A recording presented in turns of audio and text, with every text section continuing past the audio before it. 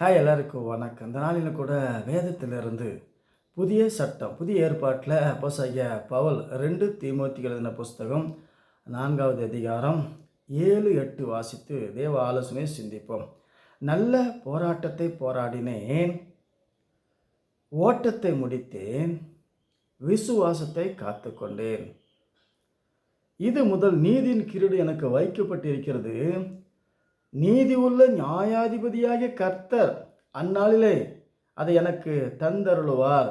எனக்கும் மாத்திரமல்ல, அவர் வருகை எதிர்பார்த்திருக்கும் அனைவருக்கும் அவருடைய பிரசன்னத்தை, அவருடைய வருகை எதிர்பார்த்திருக்கும் அனைவருக்கும் நீதி உள்ள கிரீடம், அதுதான் ஜீவனுள்ள வாழ்க்கை. தேவன் எல்லாரும் கிரீடத்தை பெற்றுக்கொள்ளணும், முடிசூட்டப்பட வேண்டும், உயர்த்தப்பட வேண்டும், பட்டத்தை நம்ம சுதந்திரிக்க வேண்டும், பட்ட படிப்பு வேணும், அதிகாரம் வேணும், இப்படியெல்லாம் போராடுறாங்க.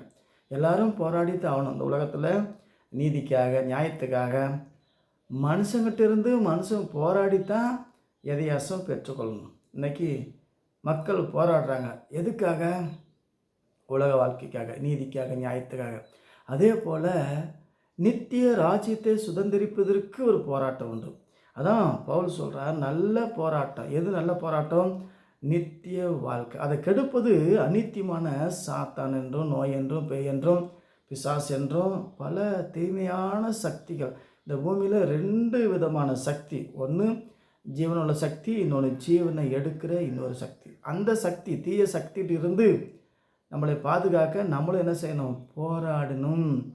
தேவனுடைய வார்த்தையில் நிலை நிற்கும்படி நல்ல போராட்டத்தை போராடினேன், ஓட்டத்தை முடித்தேன், விசுவாசத்தை காத்துக்கொண்டேன். விசுவாசம் என்ன? சுவாசம்னா விசுவாசம். காற்றை சுவாசித்தா கல்ற வரைக்கும் காற்ற உண்டாக்கின கர்த்தரை சட்டம் சொல்லுகிறபடி, வேதம் சொல்லுகிறபடி, பைபிள் சொல்லுகிறபடி விசுவாசிக்கணும். மதம் சொல்கிறபடி, மனுஷன் சொல்கிறபடி, மார்க்கம் சொல்கிறபடிலாம் கிடையாது. வேதம் சொல்லுகிறபடி என்னிடத்தில் விசுவாசமாக இருக்கிற அவனுக்கு இந்த நித்திய ஜீவன்.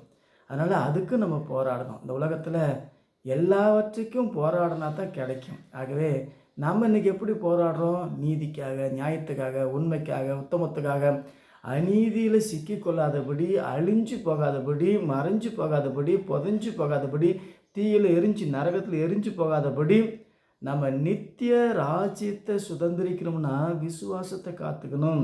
இன்றைக்கி நமக்குள்ள அவிசுவாசம் வராதபடி தேவன் சொன்னார், தேவன் தந்தார், தேவன் நித்திய ராஜ்யத்தை தருவன் என்று நமக்கு வாக்குத்தத்தம் செய்திருக்கிறார். இந்த அநித்தியமான ஜீவனை தந்தது யார்? இந்த உடலும் உயிரும் நம்முடைய சிஸ்டத்தையும் நல்லா புரிஞ்சுக்கிட்டீங்களாக்கா, இது யாரோ ஒருவர் நமக்கு தானமாய் தந்தது.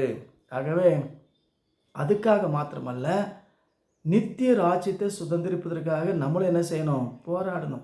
சாத்தான் கையில், சாத்தான் வலையில், சிலையில், ஒலையில் சிக்கிக்கொள்ளாதபடி, உலகெங்கும் சிலையன்னு ஒலை, காட்டில், மேட்டில், ரோட்டில், சுடுகாட்டில் எல்லாம் சிலை வச்சுட்டான். அதிலிருந்து சிக்கி கொள்ளாதபடி, அதிலிருந்து தப்பி கொள்ளும்படி, அதிலிருந்து மீட்கும்படி நம்மளும் என்ன செய்யணும்? ஜனமும் பணமும் உலகத்தை கெடுத்துரும். ஆகவே தேவனுடைய வார்த்தையை கேட்டு நல்ல போராட்டம், தேவனுடைய ராஜ்யத்தை சுதந்திரிப்பதற்கு விசுவாசத்தை காத்துக்கொள்ளணும். வான பூமி அழிந்தாலும் அழியாத அந்த வாக்குத்தத்தை விசுவாசித்து நித்திய ராஜ்யத்தை சுதந்திரிப்பதற்கு நம்மளும் இன்றைக்கி என்ன செய்யணும்?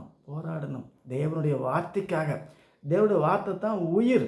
ஆகவே உயிருக்காகத்தான் நம்ம போராடுறோம். ஜீவன், விசுவாசம் என்ன? அது உயிர். ஆகவே அந்த உயிர் நித்தியமாய் வாழ முடியாய், நித்திய ராஜ்யத்தில் இருக்க முடியாய் நல்ல போராட்டத்தை போராடி விசுவாசத்தை காத்துக்கொள்ளும். எந்த காலகட்டத்திலும் விசுவாசத்தை விட்டு விடாதபடி, விசுவாசம்தான் நமக்கு சுவாசம்தான் தேவனோடு சவகாசம். ஆகவே இந்த விசுவாசத்துக்காக நம்மளும் போராடுவோம். வெற்றி பெற்று நித்திய ராஜ்யத்தை சுதந்திரிப்போம். மீண்டும் சந்திப்போம். வணக்கம்.